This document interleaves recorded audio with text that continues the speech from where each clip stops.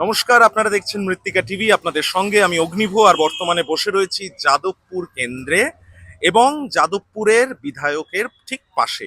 এবং এখানে ইনি জনসংযোগ করেন রাত্রিবেলা। সবাই জানে যে এলাকার বিধায়ককে এখানে পাওয়া যায় এবং তার কাছে বেশ কিছু জিনিস জেনে নেব। প্রথমেই জিজ্ঞেস করব, মলয়দা কেমন আছো? ঠিকই আছে, চলছে, ঠিক চলছে। বেশ। আচ্ছা, প্রথম যেটা জিজ্ঞেস করব সেটা হচ্ছে, বিজেপির প্রার্থী এখানে শর্বরী মুখার্জি বলেছে যে তোমার ফেলে যাওয়া পতাকা তিনি নাকি কুড়িয়ে নিয়েছেন। তো সেই প্রসঙ্গে জিজ্ঞেস করব, এই যে বিজেপি আরএসএস ছেড়ে আসা এবং তৃণমূলে আসা, মানে সেটা কেন? এবং সবচেয়ে বড় কথা হচ্ছে, এইবারে কাকে সবচেয়ে বড় প্রতিদ্বন্দ্বী হিসেবে দেখছো? নিজের পুরনো দল ভারতীয় জনতা পার্টির প্রার্থী শর্বরী মুখার্জি, নাকি প্রথমবার বিধানসভায় লড়তে আসা দুধে আইনজীবী বিকাশ রঞ্জন ভট্টাচার্য? আমি 2009 সালে বিজেপি ত্যাগ করেছি, মানে তৃণমূল ক্ষমতায় আসার আগে আমি বিজেপি ছেড়েছি মতের অমিল হওয়ার জন্য।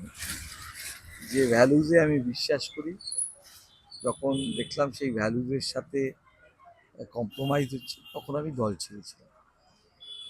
আর সিপিএমের অত্যাচারের বিরুদ্ধে একটা প্রতিবাদের আগাগোড়াই 1990 সাল থেকে আমরা এই রাজনীতির অঙ্গনে আছি। সিপিএমের অনেক অত্যাচার, অনেক ব্যভিচার দেখেছি। সুতরাং সিপিএমের শাসনের অবসান চাইতেই তখন তৃণমূল কংগ্রেসের আহ্বানে যোগদান করেছেন, নাহলে হয়তো রাজনীতি ছেড়ে দিতাম। বেশ। তো একটা প্রশ্ন অবশ্যই করব, সেটা হচ্ছে যে এবারে যেটা শোনা যাচ্ছে যে অনেক কাউন্সিলররা নাকি মানে মলয় মজুমদারকে সাহায্য করছেন না, তার বিরুদ্ধে রয়েছেন। এটা কতখানি সত্য? সব কাউন্সিলর 100% আমাদের সাথে আছে। যাদবপুরে অনেকে অনেক কিছু রটবার চেষ্টা করে। যাদবপুরে আমরা গতবার যা ভোটে জিতলাম, তার থেকে বেশি ভোটে জিতি। এবং এই অভিযোগও করা হচ্ছে মলয় মজুমদার নাকি নিজের কাউন্সিলরকে অন্য জায়গায় পাঠিয়েও দিয়েছে। ক্ষিতি গোস্বামীর মেয়ের কথা বলা হচ্ছে। মানে এই অভিযোগগুলো যখন শোনো তখন কেমন লাগে? মানে কি বলবে এই প্রসঙ্গে তাদেরকে? তো অভিযোগ নয় তো, এটা তো কমপ্লিমেন্ট। আমার যদি ক্ষমতা থাকে, আমার কোনো কাউন্সিলরকে যদি বিধায়ক করতে পারি, তো আমি তো গর্বিত যে আমার কাউন্সিলর বিধায়িকা হচ্ছেন। আমি তার জন্য গর্বিত। এটা this is a compliment to me. যারা অজ্ঞ, তারা বোঝে না, তারা অনেক কিছু বলে। এবার যদি কেউ তার কাউন্সিলরকে বিধায়িকা করতে পারে, তার তো গর্বের বিষয়। এবং আমি গর্বিত যে আমার যাদবপুরের বিধানসভার একজন কাউন্সিলর, তিনি বিধায়িকা লড়তে যাচ্ছেন। এবং আমার বিশ্বাস উনি এবার বিধানসভায় বিধায়িকা হিসেবে প্রবেশ করবেন। বেশ। এই যাদবপুরেই হয়েছিল সেই বিখ্যাত রাত দখল, যেটা আমরা দেখেছিলাম অভয়াকাণ্ডের পর। তো অভয়াকাণ্ড এবারে নির্বাচনে একটা খুব সেন্সিটিভ বিষয়। তো অভয়াকাণ্ডের প্রভাব এই যাদবপুরে নির্বাচনে, মানে অবশ্যই বাংলার নির্বাচনে যাদবপুর কেন্দ্রে কি কোনো প্রভাব ফেলবে তোমার ওপর?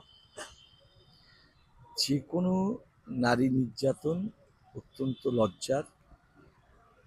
যেভাবে অভয়ার মৃত্যু হয়েছে, সেটা অত্যন্ত কষ্টদায়ক। সরকার সাথে সাথে ব্যবস্থা নিয়েছে, গ্রেপ্তার হয়েছিল। তারপরে সিবিআই এর কোর্টের অর্ডারে সিবিআই তার ভার নেয়। আমরা যাকে গ্রেপ্তার করেছি, আমরা পশ্চিমবঙ্গ সরকারের পুলিশ, সেই দোষী সাব্যস্ত হয়েছে। এর রাজনীতিকরণ হচ্ছে।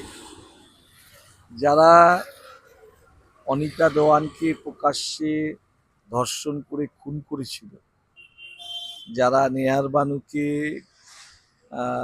নারকেলডাঙ্গায় ধানায় ধর্ষণ কাণ্ড ঘটিয়েছিল, যারা ঘোকসাডাঙ্গায়, যারা বানতলায় বাসভর্তি মহিলাদের নেমে শ্লীলতাহানি ঘটিয়েছিল, যারা নন্দীগ্রামের রাধারমন আরি সহ নন্দীগ্রামের মহিলাদেরকে অত্যাচার করেছিল, শ্লীলতাহানি করেছিল, যারা 13 বছরের তাপসীকে সিঙ্গুরে ধর্ষণ করে আগুনে জ্বালিয়ে দিয়েছিল, যারা নেতাইয়ে 11 জন বাংলার মাকে গুলি করে হত্যা করেছিল, সেই সিপিএমের থেকে বাংলার মানুষ শিখবে না কিছুই।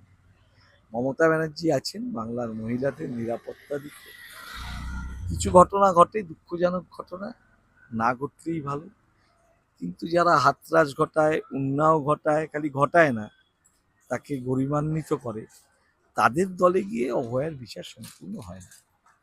বেশ, এর পাশাপাশি জানতে চাইবো যে অনেক তৃণমূলে এখন আমরা হেভিওয়েট প্রার্থী দেখতে পাই, কিন্তু আজও মলয় মজুমদার সাধারণভাবে এই বাজারের এলাকায় বসে, বিজয়গড় বাজার এলাকায় বসে মানুষজনদের সাথে কথা বলে, আড্ডা দেয়, তাদের অভিযোগ শোনে, তাদের সলিউশন দিয়ে দেয়, সমাধান দেয়।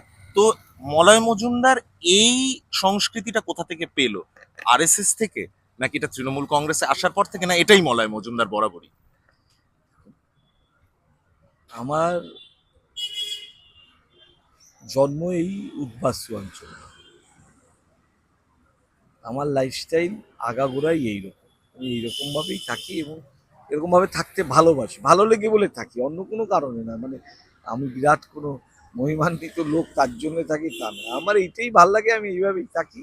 মানুষের সাথে থাকা তার একটা আলাদা আনন্দ, যারা মানুষের সাথে থাকে তারা এই আনন্দটা অনুভব করে। আমার মতন উদ্বাস্তু অঞ্চলের বেশিরভাগ মানুষই এইরকম আড্ডা দেয়, এইরকম এই যারা বসে আছে আমরা রোজই এখানে আড্ডা দিই, গল্প করি। এখানে সব রাজনৈতিক দলের নেতারাই আসে, তাদের সাথেও আমার সদ্ভাব আছে। আমাদের এখানে রাজনীতি নিয়ে আকছি কম আছে। রাজনীতি রাজনীতির জায়গায়, ব্যক্তিগত সম্পর্ক ব্যক্তিগত জায়গায়। মলয় মজুমদার এবার কত ভোটের ব্যবধানে জিতছে, কতটা ভোটের ব্যবধানে আশাবাদী? এই তো মানুষ ঠিক করবে, আমি জ্যোতিষী নই, আমি বলবো না। আমার বিশ্বাস 5 বছর যাদবপুরের মানুষ আমাকে দেখেছে, পেয়েছে। তো তারা মমতা ব্যানার্জির কাজে তারা দেখেছে। আর এই লড়াইটা রাজনৈতিক পরিসরের বাইরেও, লড়াইটা অনেকটা বাংলার সভ্যতা সংস্কৃতির সাথে। এই লড়াইটা বাংলায় ঋষি বঙ্কিমচন্দ্র চট্টোপাধ্যায় পরিচিত হবে বাংলা, না বঙ্কিম দা হিসাবে পরিচিত হবে বাংলা, এটা হলো তাল লড়াই। বাংলায় রবীন্দ্রনাথকে আমরা আহ, আহ, স্বাধীনতা সংগ্রামী, বিশ্বপ্রেমিক, ভারতবর্ষের আত্মা হিসাবে দেখব, না রবীন্দ্রনাথকে বলবো যে সে ব্রিটিশের রাজার গুণগান গাওয়ার জন্য জনগণমন লিখেছিল? রাজা রামমোহন রায় ভারতবর্ষের ফার্স্ট, আধুনিক ভারতের প্রথম রিফর্মার বলে দেখব, না রামমোহন রায়কে ইংরেজের দালাল দেখব? এই নির্বাচন, এটা এই নির্বাচন বাংলার নির্বাচন, বাঙালির অস্তিত্বের নির্বাচন। তাই আমার বিশ্বাস বাঙালি এবার বাংলার প্রতীক হিসাবে, বাঙালির প্রতীক হিসাবে মমতা ব্যানার্জির পাশে থাকবে। উদ্বাস্তুদের নিয়ে কথা বললে তুমি মলয়দা, এবং বিজেপি প্রার্থী যেটা বারবার করে বলছেন যে উদ্বাস্তুদেরকে সিপিএম কোনো রকম ভাবেই কোনো সাহায্য করেননি, এবং তার পাশাপাশি নাকি তৃণমূল কংগ্রেসও উদ্বাস্তুদের জন্য বিশেষ কিছু কাজ করতে পারেনি। কি বক্তব্য তোমার এটা নিয়ে? ঠিক, যারা ইতিহাস জানে না তারা অনেক কিছু বলে, সবার চব্বার দেওয়ার দরকার নেই। প্রথম উদ্বাস্তুদের নিঃশর্ত দলিল দেওয়ার ব্যবস্থা করেছিলেন মমতা ব্যানার্জি, যে আজ যে আমরা আহ, উদ্বাস্তু অঞ্চলে আমার জমির অধিকার পেয়েছি, সেটা যদি কেউ আন্দোলন করে ছিনিয়ে এনে দেয়, ছিল মমতা ব্যানার্জি।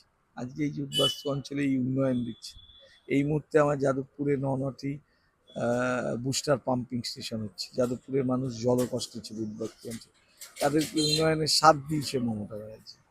তো উদ্বাস্তুরা মমতা ব্যানার্জির সাথে আছে। আমরা হলাম স্বাধীনতার বলি, যারা সব কিছু ছেড়ে ওপার বাংলার থেকে এপার বাংলায় চলে এসেছিলাম নিজের ধর্ম, সংস্কৃতি, জাতীয়তাকে বাঁচাবার জন্য। এই বিজেপি সরকার তাদেরকে আবার ভোটের লাইনে দাঁড় করিয়ে, এসআইআর এর লাইনে দাঁড় করিয়ে বলল, তুমি প্রমাণ দাও তুমি ভারতীয়। আমার বাপ ঠাকুরদা 75-80 বছর আগে এই বাংলায় এসছে, 47 সালে আমরা এই বিজয়গড় কলোনিতে এসেছি। এটা 76, 26, মানে 79 বছর হলো। তো আমাদের কি কখনো আমরা ভারতীয় কিনা এর প্রমাণ দিতে হয়নি, কারণ আমাদের ওপার বাংলার মানুষের রক্তে ভারতবর্ষের স্বাধীনতা এসছে। সেই মাস্টারদা সূর্য সেন বলুন, বিনয়ের কথা বলুন, পৃথ্বীলতা ওয়াদ্দেদারের কথা বলুন, ওপার বাংলায় হাজার হাজার মানুষ তারা আত্মবলিদান দিয়েছিলেন ভারতবর্ষের স্বাধীনতার জন্য। আর যেদিনকে ভারতবর্ষ স্বাধীনতা পেল, সেদিনকে তারা উদ্বাস্তু হলো। ডোমিনিকে লা পেয়ারে বলছে, the greatest catastrophe ever occurred in the human universe. তো তার বলি আমরা, এবার ৭৯ বছর পর বিজেপি এসে আমাদেরকে লাইনে দাঁড়িয়ে বললো তুমি বাংলা ভারতীয় কিনা প্রমাণ দাও। বাংলার মানুষ, উদ্বাস্তু মানুষ, এর বিরুদ্ধে প্রতিবাদ করবে। এই যাদবপুর কেন্দ্রে প্রাক্তন মুখ্যমন্ত্রী বুদ্ধদেব ভট্টাচার্য পরাজিত হয়েছিলেন মনীশ গুপ্তের কাছে, যিনি পরবর্তীতে মন্ত্রী হন। তো মলয় মজুমদার একদম কনফিডেন্ট যে প্রাক্তন মেয়র বিকাশ রঞ্জন ভট্টাচার্য তিনি হারতে চলেছেন মলয় মজুমদারের কাছে। কিন্তু বিকাশবাবু যাদবপুরে নতুন নন।